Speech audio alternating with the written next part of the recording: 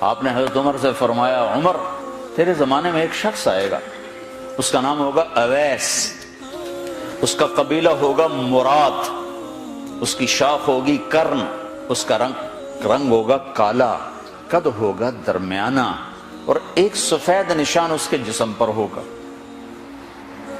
جب وہ آئے تو تم اس سے دعا کرانا، علی تو بھی کرانا، عمر تو بھی کرانا، اور میں قسم کھا کے کہتا ہوں کہ اویس جیسوں سے دنیا بھر جائے تو عمر و علی کے ایک بدن کے بال کے برابر نہیں، لیکن اس کے ذریعے سے ایک پیغام آگے پہنچانا تھا۔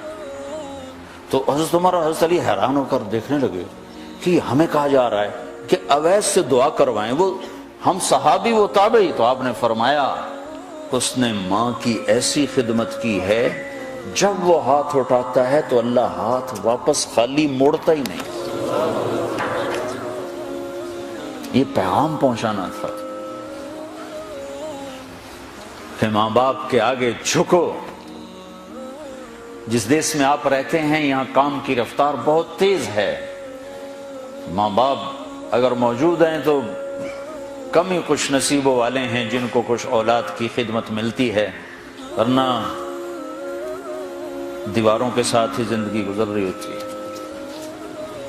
تو عمر رضی اللہ عنہ جب خلیفہ بنے تو ہر سال حج کرتے تھے، ہر سال ان کو ڈھونڈواتے۔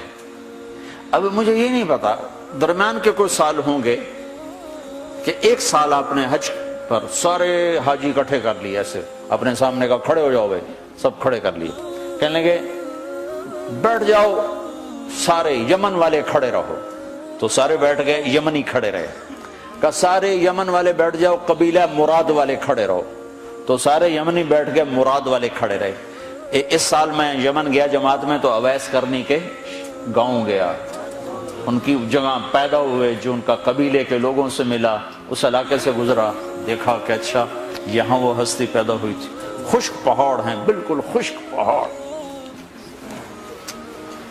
پھر آپ نے کہا مراد والے بیٹھ جاؤ، قرن والے کھڑے رہو، تو صرف ایک آدمی باقی بچا۔ تو آپ نے اس سے پوچھا تم قرنی ہو؟ کہ جی ہاں۔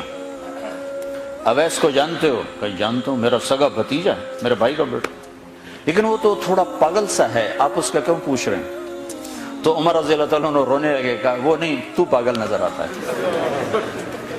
پھر آپ نے پوچھا کدھر ہے؟ آیا ہوا ہے حج میں ہے؟ کہ جی ہے۔ کدھر ہے؟ کہ جو اونٹ چرانے نکلا تھا عرفات کی طرف۔ تو حضرت عمر نے حضرت علی کو ساتھ لیا اور دوڑ لگائی اور پہنچے عرفات کی طرف، تو دیکھا تو ایک آدمی ایک کیکر کے درخت کے نیچے نفل پڑھ رہا اور اونٹ اس کے چاروں طرف چل رہے۔ تو یہ دونوں حضرات بیٹھ گئے، تو انہوں نے اویس نے محسوس کیا کچھ آ گئے لوگ، تو انہوں نے نماز مختصر کر دی، سلام پھیرا۔ تو حضرت عمر نے پوچھا کون ہو بھائی؟ کہا جی مزدور ہوں۔ کہا تیرا نام کیا ہے؟ کہا جی اللہ کا بندہ۔ کہا بھائی ہم سارے کے بندے ہیں، میں پوچھ رہا ہوں جو نام تیری ماں نے تیرا رکھا وہ کیا ہے؟ تو وہ تو پہچانتا نہیں تھا کہ عمر کون ہے، علی کون ہے، وہ تو پہلی دفعہ حج پہ آیا تھا۔ وہ کہنے لگا تم کون ہو میرا انٹرویو کرنے والے؟ انٹرویو تو میں اپنی طرف سے کہہ رہا ہوں۔ میں کہا تم کون ہو میرا پوچھنے والے؟ تو حضرت علی بولے یہ امیر المومنین ہیں عمر بن خطاب، اور میں ہوں علی بن ابی طالب۔ پھر وہ ایسے ایک دم گھبرائے، دونوں کو سلام کیا، میں معذرت چاہتا ہوں میں نے پہچانا نہیں۔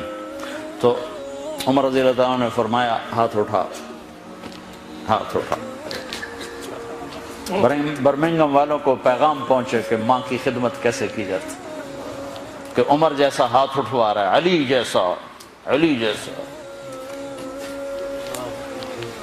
تو وہ کہنے لگے میں آپ کے لیے کیسے ہاتھ اٹھاؤں، میری اوقات ہے کہ میں آپ کے لیے دعا کروں؟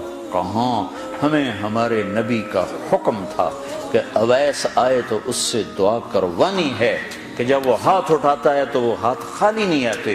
کس وجہ سے؟ تہجد، جہاد، تبلیغ، ذکر، تلاوت، تسبیح، حج، عمرے، نمازیں، روزے، ذکر، تلاوت۔ کس وجہ سے؟ نہیں، ان میں سے ایک وجہ بھی نہیں، ماں کی خدمت کی وجہ سے۔